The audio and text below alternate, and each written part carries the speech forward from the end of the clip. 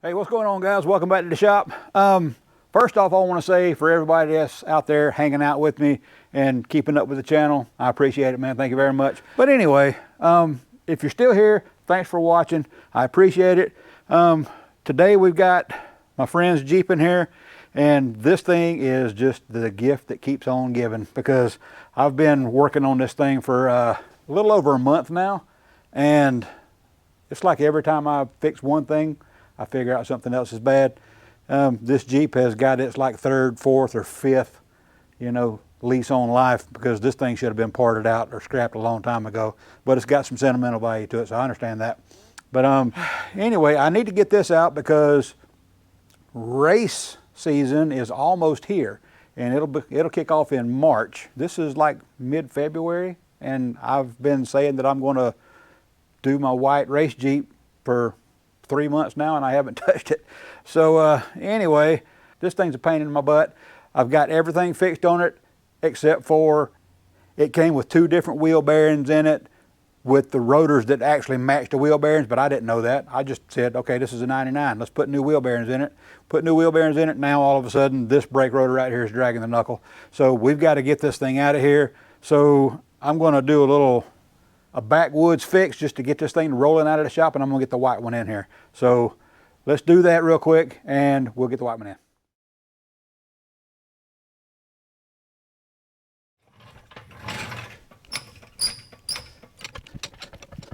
So you guys can see right here, this wheel will not turn at all. So we got to get that off of there. And well, great. What did I do with my impact? I swear.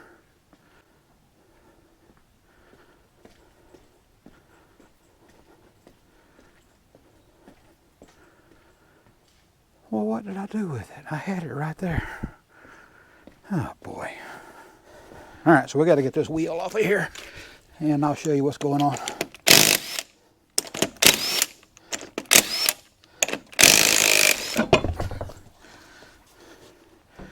All right, I'll get you guys in here and I'll show you. This rotor is apparently a 98 and earlier style rotor. It's got a deeper hat on it, and what's going on is every time that I tighten the wheel down on here, it runs it right into the back of the rotor. The knuckle. Hope you guys can see that right there. But anyway, I'm just going to do a little redneck fix real quick, and how I'm going to fix this is I got some 9/16 lock washers, and I'm going to stick them in between the rotor and the wheel bearing there, and I ain't worried about it. The customer's never going to know. These will work just fine.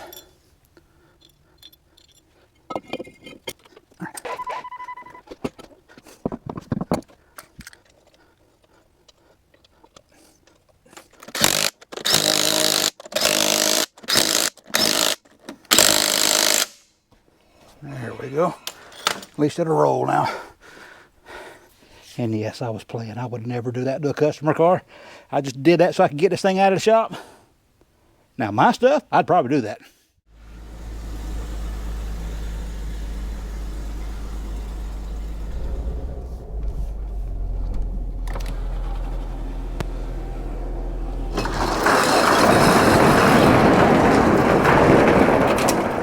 All right, guys, here we go. I have got these JT takeoff shocks that I bought for 40 bucks on Facebook Marketplace, and they are in really good shape. They're going to be good, but I've got to try and make them work with the XJ. The next thing I got is I've got a pair of long Adeleafs from Iron Rock Off-Road. Bought those brand new. I think I paid like 80 bucks for those, and this is something that I've always wanted to try. Because way back in the day, early 2000s, people were trying, to get budget lift on these XJs, and this is actually a pair of Bronco / F-150 coil springs. Now, back in the day, people would put these things in there, just to give it some lift, because it was cheap. You could find them everywhere. You could probably buy a set of these springs for 20 bucks back then, and put them in there. But the downside to them is everything that I read said that they were really rough riding because, I mean, they were meant to support a lot more weight, and the suspension design is completely different on the F100 and the F150 Bronco, whatever. So anyway, my theory on this is that I'm going to be jumping this thing, and I want some good stiff springs in it, and I'm just going to see if they work. I mean, my theory could be completely wrong, I mean, but you're going to see it here. And if it works out, then I'll let you know. If it doesn't, I'll let you know. But that's what I've got for suspension. So basically a total of $200 for front coil springs, rear add leaves, and all 4 shocks. I've already got a Rough Country track bar in here. Long story on that because I wound up having to buy something because I had to cut the old track bar out. Yeah, that was a night. But anyway, I ordered it from Amazon, and a couple days later it came in, and I was able to make the race weekend. I've already put extended bump stops in this thing because I've jumped it a few times before, and the oil pan has been taking a beating. I've got a oil pan skid and a transmission pan skid from Taboo Customs, and I really appreciate them for sending that out to me. I've got a gas tank skid that a friend of mine gave me a long time ago. It's brand new, never put it on. He won it in a raffle, so I'm going to put that to use. I think I'm going to take the trailer hitch off of this thing because I mean I'm going to have to take the trailer hitch off anyway to put the gas tank skid on, so I'm probably not going to put it back on. But anyway, let me start running my mouth, and we'll get this thing up in the air, and we'll start taking this old stuff off and putting the new stuff in. All right, hey guys, this is the next day. Apparently my GoPro is dying on me because I was sitting here talking my head off to a camera that wasn't recording when I thought it was. But anyway, I got the Jeep up in the air, and I was talking about the tires I'm going to be using, which these are a UTV tire. And the wheels I'm going to be using are a stock Jeep Cherokee wheel with some bead locks that I had a buddy of mine cut out on his plasma table. I found out something just now, matter of fact, that I wasn't aware of, and I know that my axle has been hitting the oil pan skid right here. Now I've been jumping this thing a little bit, and you guys might not be able to see it in the picture here, but you can see it's leaking right here, and you can see it's leaking out here. This tube is actually bent. Let me see if I can get a straight edge on there and show you guys. This piece of box tube is pretty straight, and when I put it on this axle tube, you can see it's basically bent right here where the upper control arm mount is. I wanted to replace this thing with a high pinion axle anyway, but I mean, I've got some parts from Taboo Customs so to strengthen an axle up, but I didn't want to put them on this one since it's a low pinion axle. So I'm on the hunt for a high pinion Dana 30 axle housing, at least with 355 gears in it. If anybody's out there got one here in the southeast area, let me know. I might buy it from you. And also, just now looking at it, I can see this tube is actually going down that way as well. So we got a pretty severe bend in this thing. But you know, like I said, I mean, I jumped it a couple times. And I mean, this is just what you can expect, I guess. So, all right, now we're at the back. We're going to start out the easy part and put the add leaves in. So I'm going to put you guys on a time lapse, and we'll get them slapped in there.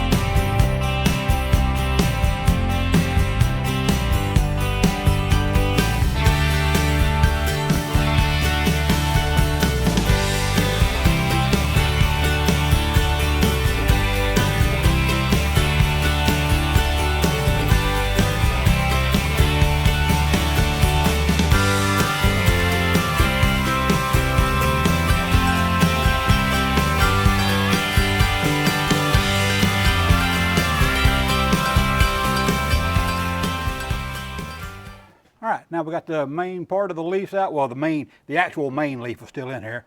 The rest of the factory leaf pack is out. I'm going to be putting in that long addle leaf from Iron Rock Off-Road, and I'm also going to be putting in an overload leaf on the bottom of this thing because, like I said, I want to stiffen this thing up pretty good. And that may not work again. You know, it may not work, but like I said, I'm just trying things. That's how you learn. You experiment. So I'm going to clean all this mess up, and this floor, the shop floor, is just a nightmare. I don't know if you guys can see that or not, but look there. Oh boy, it's terrible. So I'm not going to bore you guys to death with doing that. So I'm going to clean all this stuff up best I can before I get to bolting it back on, and we'll see when I'm done. All right, guys, springs are put back together. I've got the big long Iron Rock Off-Road addle leaf in here, and this overload leaf came from a Chevy truck, I think a 1-ton pickup truck. It gives me about a 1/2 inch lift over the stock little tiny overload leaf that was in here. And again, I put this in here not only because it gave me just a little bit more lift, but also when I'm jumping this thing, that the leaves, this big old heavy overload leaf, is actually going to support the vehicle slamming down instead of me relying on these bump stops slamming down into the axle. And I'll get up closer so you guys can see what I've been doing to the frame rail here. You guys might be able to see the frame rails are already starting to buckle right there where these bump stops have been slamming into the axle in this thing.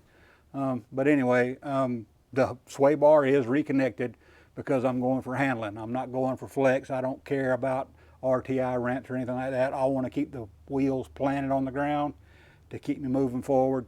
And again, that's just my opinion. That's what I'm going to try to do. So doesn't mean it's going to work, but you know, hey, I'm trying things. So next up, I'm going to try to make those Gladiator shocks work on this thing, and that'll be tomorrow evening when I get off work, but that'll be the next clip for you guys. So I'll see you then. All right, guys, let's get you in here. What I'm trying to do here is trying to figure out how to mount those shocks because these aren't really a bolt-in affair. They came from a Gladiator, like I said. The reason why I bought them is because I paid, like I said, 40 bucks for the entire set, and they're Rancho RS7s. Plus, it came with the puck spacer lift for the JT, front and rear. Plus, it came with a factory spring. So, I mean, you know, hey, 40 bucks for that. Oh, it came with the steering stabilizer too. So, you know, 40 bucks, hey, you know, even though I don't use the rest of it, still 40 bucks is a damn good price for Rancho shocks. So anyway, this is my first idea right here for a mount. And here, let me show you. Let me show you guys what I'm talking about. Now I'm going to be running these shocks with the body up because I want as much clearance as possible down here, and I'll run a shock boot or something on this thing to help protect the shock. But anyway, if I put it in the factory location up top, then this right here looks like a good spot for it. Let me pull that down a little bit. So yeah, that looks like a good spot right there. So I'm gonna cut these ears off of the shock. That way it'll be a nice narrow mount. I've already cut the factory shock mount off the back here. I knew it wasn't gonna work because it was way over here and it was not gonna allow the shock to fully extend. And like I said before, this was my first idea was to just weld a bolt to that right there. And I'm sure it'll probably be strong enough, but I kind of wouldn't mind having something just a little bit stronger than that. So let me show you what else I got in mind. So this other shock, I've already got those ears cut off of it. And I came up with the idea, I was like, well, you know, just get, you know, a stack of nuts where I could just weld them to it or whatever and just, you know, do them like that. But then I kind of thought a little bit better of it, and when I was at work today, we made up these little bushings right here. It's just a threaded bushing, so I should be able to just stick that right onto the side of it, weld it on, and call it good. And if you'll look right here, I've got a line drawn here, and it comes around there. This side of the shock mount always gets beat all up.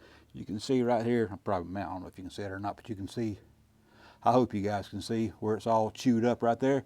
This side hardly ever gets hit by anything. So we're gonna have the shock mounted out here, and I think I'm gonna cut my shock mount up to here and plate the bottom of it so I can just remove this great big old piece of metal that hangs down and gets caught on everything. All right, guys, let me show you this right here real quick. This is my idea right here. I got that threaded bushing like I was talking about a while ago, and I've got the shock bolted into it. Being how this is a monotube design, I should be able to get away. I should be able to get away with it mounted upside down like that, and it'd be okay. So anyway, let me get back to work, and I'll show you the finished product. All right, guys, I think we got it. Before you say anything, yeah, I normally would never use these on a shock absorber, but since the rod is hanging down, I figured, you know, why not? I've got them. They've been sitting on my shelf for probably 10 years or more. Just go ahead and use them. Maybe they'll protect the rods. I don't know. Makes me feel better anyway. But we got the lower mount done, and I made myself a set of Redneck bar pin eliminators to go up top. And now all I have to do is repeat this on the other side. But oh yeah, one more thing. I do need to plate this off. I do need to plate that off, but once I'm done with that, then I'll go over to the other side and repeat the process over there, and then we'll be on to the front. All right, guys, rear suspension is done. I have the long addle leaf in, like I said before. I have the 0 rate overload leaf in here. Like I said, that kind of gives me a little bit more lift from the compared to the little thin factory overload leaf, and it should actually give me more support over that little thin thing there. And this build is quickly becoming everything that I've learned not to do with a Jeep. Because usually when I build a Jeep, it's like I want it to be, you know, have it nice, soft, pliable, flexible suspension, and this is not gonna be it at all. The class that I'm racing this thing in is we're just a little small group of people to get together, you know, but we want to make it bigger. So I mean, if you guys are interested in doing this, come on out. This is budget. This is budget friendly stock racing, and the rules state that I have to have stock style suspension, which means if it came with leaf springs in the back, I got to have leaf springs in the back. If it came with short arms in the front, it's got to have short arms in the front. Now this is all factory design stuff. This is kind of a gray area, I believe. This is the actual factory shock mount, but I did move the mounting point over a little bit just so I can make these shocks work. Again, I'm on a budget, so like I said, I got these shocks for cheap, so I'm trying to make them work. I went ahead and plated that to reinforce where I cut out at. It kind of gives me a little bit more clearance for rocks and junk like that, because like I said before, the inside of these shock mounts always wind up getting beat all up because they're kind of hanging out there in the wild ready to grab a rock. But with this side, it's a little closer to the tire, so it's a little bit less susceptible to getting hit.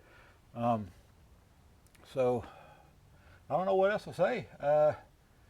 I'm hoping all this stuff works, and like I said, it's just goes against everything that I've ever built before. You know, I'm trying to make the leaves very stiff so if I do jump this thing, it's not so hard on the bump stops to where it's buckling the frame rails like it was before. And you know, who knows if it's going to work. I hope it does. It's trial and error. But I want you guys to look at this right here, the tire that I've been racing on right here. Look at that. Oh, good Lord. Let's see here. You rub a little dirt down there. Yeah, that's better. That works better. So, all right, let's get this thing down off the lift, and we'll see, because the next video we're going to work on the front, but this video I'm just doing the back, and we're going to drop it down on the ground and see what it looks like. Boy, I bet the service techs back in the day hated these wheels. I mean, they're ugly as sin for one thing, but look here. That right there is where the beginning of the lug nut would sit inside this wheel, and you can barely see anything through these tiny little slots to get these wheels mounted back on there. Just another reason for me to hate on these wheels. There we go. Goodness gracious.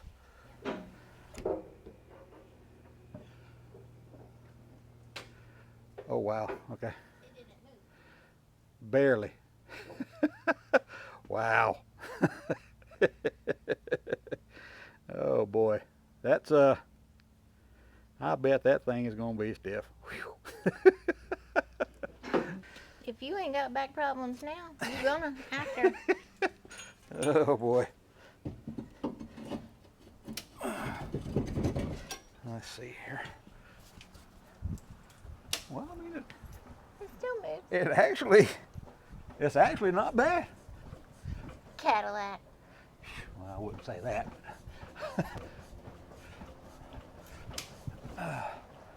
Yeah, I mean, that is really a lot better than what I thought it was going to be. I can't get you in the spot. Do it again. Yeah, that's really a lot better than I thought it would be. Man, heck yeah. I don't have a lot of travel because right there's the bottom of the shock body. And So like what's 5 that? inches. 3.5, 4 inches, something like that. So, but it does move at an angle, so I'll have a little more travel than what that leads me to believe. But You want to jump again and have me film it? sure.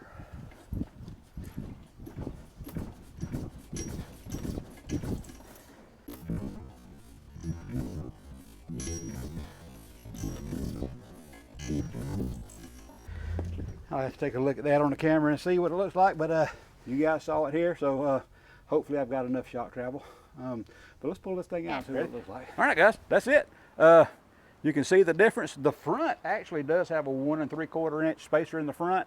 I was trying to, you know, give myself a little bit of room for comfort with the front suspension there smacking into the oil pan. And I want to say this, guys. When this axle has been hitting the oil pan skid, that is no fault of the manufacturer of the skid. I just wanted to make that clear. It's my fault because I just completely ignored bump stops. And when I first took this thing out, it was stock height, no bump stops at all. So it was metal on metal, and it was just slamming into the oil pan and slamming into that oil pan skid. So that's not the fault of the manufacturer, which is Taboo Customs. They make an absolutely outstanding product. But anyway, let's get back to the rear suspension. That's all that is. That looks like about, I'd say that probably looks like about 3 inches of lift, which, like I said, that's the long addle leaf from Iron Rock Off-Road and that overload leaf that I had laying around. So I think that provided a pretty good amount of lift, and actually I think it's going to ride a lot better than what I thought it was going to. Now the front, that's probably going to be a different story, but this is cool because I've got another Cherokee right behind this one, and it's got the same exact size tires on it, 235 75 R15s. Both of these are on a stock wheel, but this will show you the difference between doing what I did and just simply putting in an extended shackle. So take a look at this one, and then we'll pan over to the other one. Now that black Jeep has only got an extended shackle in the back, and the driveline vibrations on that thing are just super crazy. So that needs to be addressed on that one. But anyway, for a budget system, I think this is the way to go, guys. Just go find yourself an overload leaf out of a truck somewhere. Long addle leaf, it's going to be a little bit more expensive. Yeah, it is. But I think it's going to be better for you. So I think that's going to be it for this one, guys. Next time you see this thing, we're going to be messing around with the front suspension, and I hope you tune in for that one. So thanks for watching. We'll see you next time.